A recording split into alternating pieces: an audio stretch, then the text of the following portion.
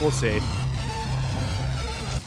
Is Ryback versus Goldberg a dream match?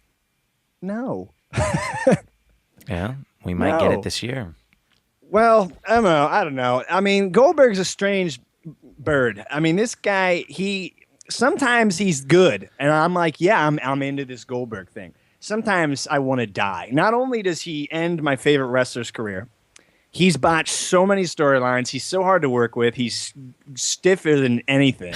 But every once in a while, he has like a Rock feud that had a lot of heat to me, and I really like that. Like, if you put him with the right people, I think him being this giant, colossal, unstoppable force versus another one, we already saw that, and it was a bust with him and Lesnar. Yeah, I don't but know it's what more. happened. It's more. This is more so. This is more like the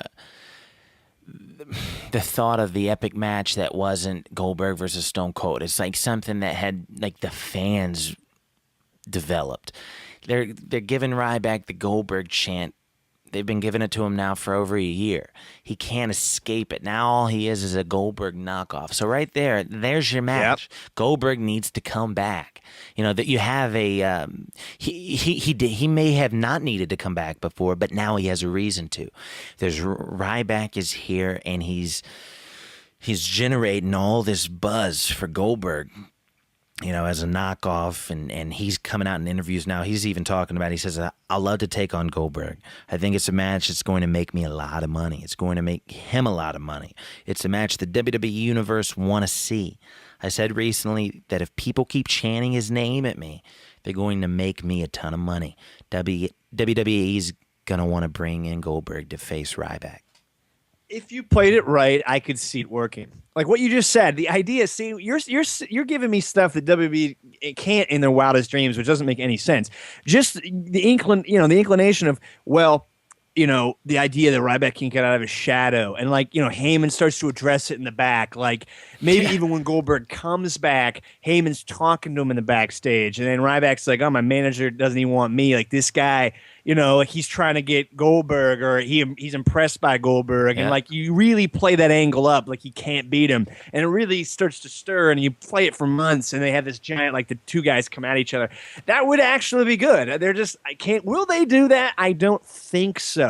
Who goes over in that match? Oh God, Goldberg's not going to lay down. He won't, and that's the thing. He's so not what going do to you stay. do? What do you so you do? have to give it to Ryback, but Ryback won't give it. You build more heat for Ryback. Goldberg's hasn't wrestled in 10 years. So if you book this match for Mania, you go old school. Match, ding, ding, ding. Spear. Jackhammer. 1, 2, 3. Take Ryback down instantly. They did it to Daniel Bryan a few years ago. Sheamus beat him in 7 seconds. Awful. And it was the best thing that ever happened to him. Well, it's true. Yeah, I guess it made him want more. But then, I don't know how they would do that. I mean, if they built it right, I'd want to see an epic showdown. If they didn't, I don't know right, if Goldberg and Ryback could go toe to toe for more than 5 minutes, man, before Goldberg's blown up or they get booed out of the building. One of the two is going to happen first. I mean, people were into that Brock Lesnar match until they stopped wrestling. Like, they were standing looking at each other, like laughing in the ring. Do you remember that debacle? Yeah, and that was 10 years ago. What was so terrible about it, you had Stone Cold a part of this mess. He was in the ring with a referee shirt and he couldn't get over. Oh, my God. These 3 cue balls didn't know what was going on. You don't want to know why? Because it was so disrespectful that we had Goldberg at the Mania and Stone Cold was involved in the match, but we didn't get what we wanted to see. We want to see Goldberg Stone Cold.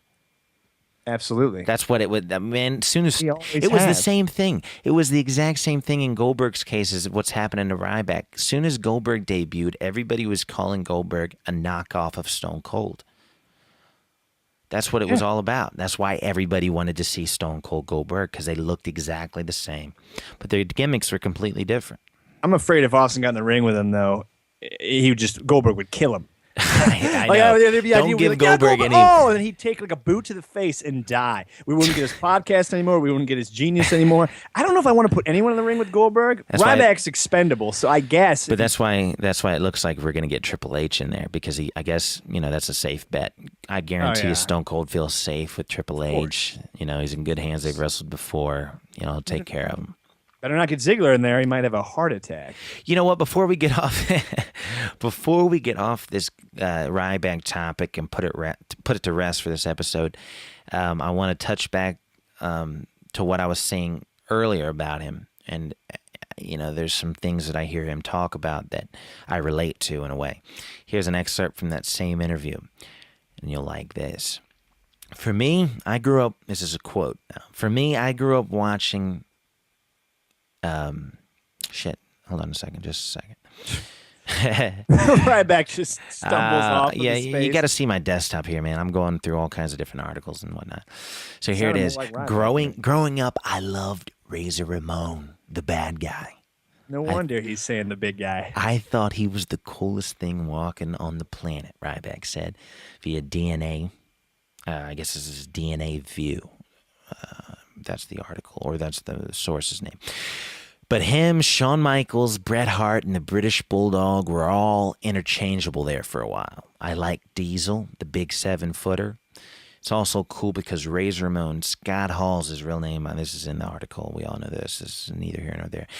Scott Hall texts me now and then and will call me just to say, great job, keep doing what you're doing. So for me, growing up, he was my favorite. So it's pretty cool for me now that this guy that I grew up idolizing texts me telling me good job. So he's marking hard over all of our favorites. He's talking truth here. The bad guy, books. The best. Shawn Michaels, Bret Hart, Diesel were all interchangeable to him as his favorites. He has to be. There's got to be something there for him. I see what you're saying. I mean, I hadn't seen that, so I mean that does give me a little bit more faith in him. I just wish they'd utilize it, and I guess I won't blame him. Yeah, the big guy. That needs to end. I mean, you can mark for all you want. But hey, Ryback, I've got some bad news for you. Your career is worthless. It's just Goldberg. Bad news, Barrett. God damn it. How would Ryback say bad news, Barrett? He would say I it don't wrong. know. He would say it wrong. He would. He'd find a way to bad make news, it Barrett? He'd inhuman. question form it. Yeah. It would sound inhuman. It would be awful.